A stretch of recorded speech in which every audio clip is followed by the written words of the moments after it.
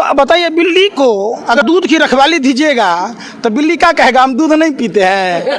मछली का बगुला क्या कहेगा कि हम मछली नहीं खाते हैं। अरे कैसे बनाया जाता है आप समझिए। जब दैनिक भास्कर के प्रमुख मोहित अग्रवाल को राज्यसभा का सदस्य बनाया गया तो हम आप क्या सोचिएगा कि कोई प्रिंट मीडिया हमारा आपके खबर को दिखाएगा।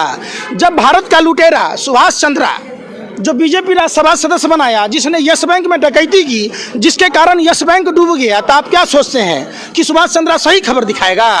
जब रिपब्लिक भारत का मालिक 2 कौड़ी के लुच्चा लफंगा पत्रकार अर्नब गोस्वामी का पार्टनर है, जो बीपीएल का मालिक है, जो राज्यसभा सदस्य है, तो हम आप क्या उम्मीद करेंगे कि रिपब्लिक भारत पूछता है भारत दिखाएगा। थूकता है भारत, ठोकता है भारत, और मुंबई पुलिस ठोकता है भारत। एक साल लेके देख लीजिए कानून को। कौन?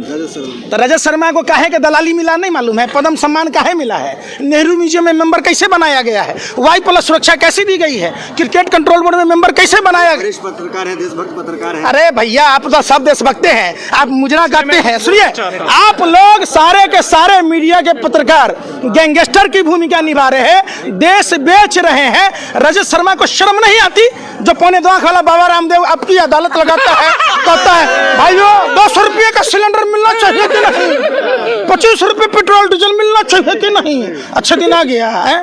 500 के नोट का गड्डी लगाने वाले थे काला धन का, जो स्वर्ग से लोग नीचे उतर जाता, तो रजत शर्मा देशभक्त हो गया, देशद्रोही है।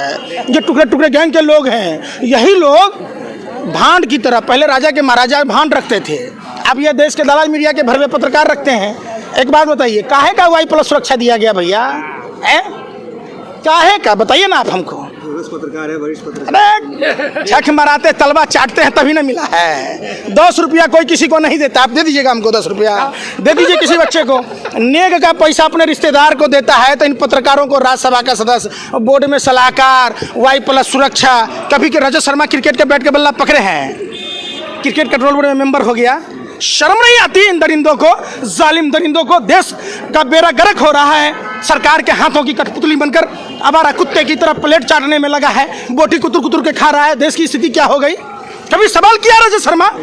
आखिर 23 मार्च तक व्यापम घोटाला वाले आटा चोर कंस मामा की सरकार बनाने तक देश से नरेंद्र मोदी की सरकार ने कोरोना को क्यों छुपाया। सवाल है, माँ का दूध पिया है, सवाल रजत शर्मा कर सकता है मोदी से। आप बात करते हैं 31 दिसंबर को WHO आया, रजत शर्मा ने माँ का दूध पिया है, पुलवामा घटना की जिक्र कर सकता है, नरेंद्र मोदी से सवाल पूछ सकता है। क्या सैटेलाइट पंजाब हरियाणा के किसानों के खेत की पराली जलती है तो यह बताता है कि सैटेलाइट की पराली जल रहा है तो दिल्ली में प्रदूषण होता है। रजत शर्मा जी शर्म करो, बुढ़ापे की हड्डी टूटती है तो दोबारा जुटती नहीं। ये देश के अन्नदाता पालनहार किसान भाई हैं। आप कौन होते हैं, आप कौन होते हैं हम पर जबरदस्ती थोपने वाले। थोपना ही था तो आप जसोदाबेन पर न थोपते। अगर बस समझिए, अगर थोपे होते, अब मोदी जी वादे के सच्चे होते तो मोदी जी के भी बच्चे होते। बस समझिए, तोता में और मोर में खेलना पड़ता है। जिस दिन से मोर और तोता को हाथ लगाया बर्ड फ्लू हो गया, ऐसा पनौती है। देखिए समझिए पनौती कितना बड़ा है। किसान बर्ड फ्लू चिकन खा के। अरे सुनिए, इतना भी भरवा मत बनिए भैया। कहे ना कि आप जैसे पत्रकारों का दिल करता है जूता खोल के पिटाई करें। जिसकी मांग भरा हाथ लगाया, बेचारी भरी जवानी सुहागन विधवा नहीं रही। गुजरात में मुख्यमंत्री बना, समझिए गुजरात में मुख्यमंत्री बना, गुजरात जल रहा था। देश का प्रधानमंत्री बना तो देश के हालत देख लीजिए। इजराइल गया तो वहाँ के राष्ट्रपति का क्या हुआ, ब्रिटेन गया तो क्या हुआ, नवाज शरीफ के पास साल और नहीं गया तो बेचारा का देखवे की है। समझिए अमेरिका गया, ट्रम्प का क्या हाल हुआ, समझिए बात को। और वही हाल हुआ कि उसने मोर को हाथ लगा दिया, तोता को बर्ड फ्लू हो गया। तो भैया हमको नहीं चाहिए आपका कानून, समझिए। प्रधानमंत्री जी के एक भी बात को दे। हाँ, मैं पंकज जी एक बात पूछ रहा हूँ।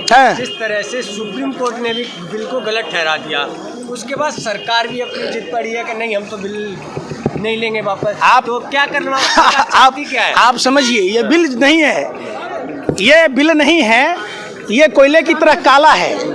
सारी देश ने माना है, खुद प्रधानमंत्री मानते हैं। लेकिन रामू काका को एक ही बात की जिद है, ये कोई नया मालिक बच्चा तो नहीं कि नए मालिक को समझाएंगे, मुकेश अंबानी को समझाना है। तो जो कहता था अपने को माँ गंगा का लाल, वो निकला अंबानी अडानी का दलाल। देश ने देखा है, जब मुकेश अंबानी जियो फोन को लॉन्च करते हैं तो प्रधानमंत्री MTNL और BSNL कंपनी को डुबोते हैं और उसके ब्रांड एम्बेसडर, सेल्समैन, सप्लायर तीनों बनते हैं। सरकारी कंपनियों में जियो फोन बांटी जाती है।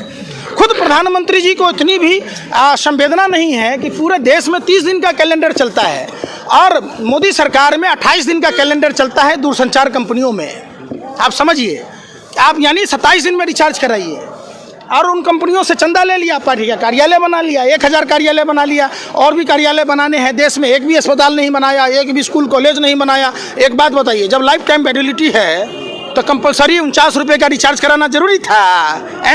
और भी देश में अच्छे काम किए, वो आपको नहीं दिखता। राफेल आ गया। अरे आप लोग दलाली भरवागिरी करते, शर्म नहीं आता?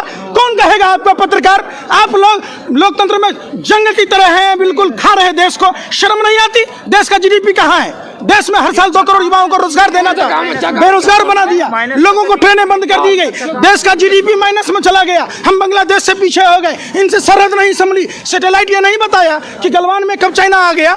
आप लोग इतने बेशर्म और निर्लज हो गए। काहे के लिए पत्रकारिता करते हैं? आप लोग घगड़ा चोली पहन लीजिए, ठुमका लगाइए, चौके पर नाचिएगा, 2-4 रुपये लोग कानून समझ के लिए प्रधानमंत्री लगातार प्रयास कर रहे हैं, कक्ष में जा रहे हैं, हर जगह लोगों को समझा रहे हैं, उनके प्रवक्ता समझा रहे हैं। अरे कौन संदीप पात्रा? हरामखोर 27 लाख रुपया का ओएनजीसी से पैकेज लेता है। जो गुजरात गैस लिमिटेड डूब रहा था उसको ओएनजीसी में कन्वर्ट कर दिया। भारत की नवरत्न कंपनी थी। आप बेशर्मी की हद पार कीजिएगा। वही संदीप पात्रा 27 लाख रुपया का ओएनजीसी से फ्री का पैकेज लेता है और बुलानी के नाम पर मकान लेके रहता है। फ्री का खाने वाला 12 हिंदू राव में था। उस महिला के साथ क्या हुआ? आप कभी पूछा सवाल? जब नोटबंदी था 66.5 लाख रुपये, पुराने नोट 500 1000 रुपये के कहाँ है? कितना बेवकूफ़ी वाली बात कहते हैं। 1500 का नोट बंद कर दिए, 2000 का नोट चालू कर दिए, कहते भ्रष्टाचार खत्म हो जाएगा। जो आदमी आपने कहा समझ नहीं पा रहा है। अकेला एक जसोदा बेन को नरेंद्र मोदी जी को समझाना था, जिसके मांग में सिंदूर भरे उसकी मांग नहीं पूरी कर पाए, जिसके साथ अग्नि के साथ फेरे लिए 7 जन्म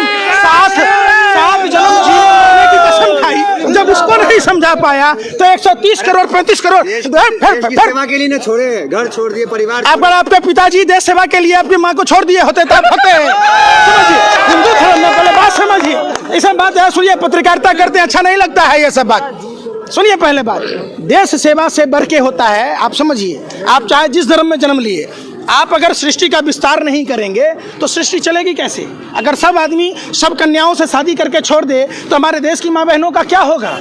आप समझिए। आप अर्ज किया है, तबाह होकर तबाही नहीं दिखती है तो अंधभक्ति है साहब, इसकी कोई दवाई नहीं बिकती। आप जसोदा बेन जी के पिताजी से मिलिएगा, पूछिएगा कि आपके बेटी को भरी जवानी मोदी जी ने न सुहागन छोड़ा न विधवा, घूट घूट कर मरने को विवश किया देशभक्ति में।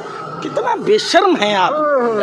छोड़ दीजिए पत्रकार। एक आरोप आप पे ये भी, जब किसान नेता कहते हैं कि आंदोलन 2024 तक चलेगा, तो एक आरोप लगता है कि आप राजनीति कर रहे हैं, क्योंकि 2024 में तो लोकसभा चुनाव है। आप माने आपके कहने के डर से समझिए, आज जो देश में आप लोगों ने गैंगस्टर की भूमिका निभाई, तमाम पॉलिटिकल पार्टियों के लोग आने से कतरा रहे, तमाम सेलिब्रिटी, तमाम वो लोग जो उच्च पदों पर आसीन हैं, जो सर्वोच्च कहलाते हैं, डर से नहीं आ रहे कि आप उनको कहीं खालिस्तानी न कह दीजिए, माओवादी न कह दीजिए, नक्सली न कह दीजिए। तो आपके कहने के डर से हम आंदोलन नहीं कर रहे हैं। आप यही कहना चाह रहे हैं। ये अधिकार आपको किसने दिया? आप बताइए। सुनिए, चंद मुट्ठी भर लोग, आप पत्रकार और नेता, सरकार में बैठे जो लोग हैं, ये कैसे तय कर दीजिएगा कि आपको किसने अधिकार दिया कि आप हमको आतंकवादी कहिए, टुकड़े टुकड़े? फिर कानून तो वापस हो गया ना। अरे फिर वही बात, वापस हो गया। 50% बात मान ली, 50%। आप क्यों माने?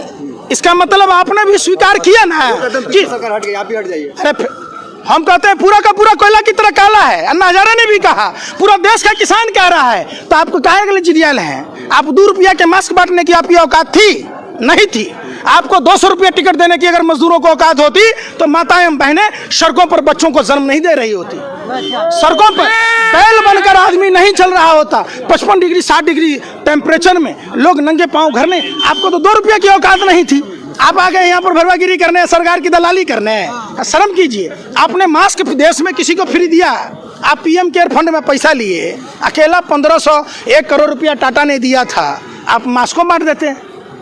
समझिए, आप पत्रकारिता करते हैं, इतना भी बेशर्मी मत कीजिए। सरकार से सवाल पूछिए ना कि स्लीपर बोगी में अगर ट्रेन चलती है तो कोरोना होगा, बसों में कोरोना नहीं होगा, लेकिन अगर यहाँ आदमी आ गया तो कोरोना होगा।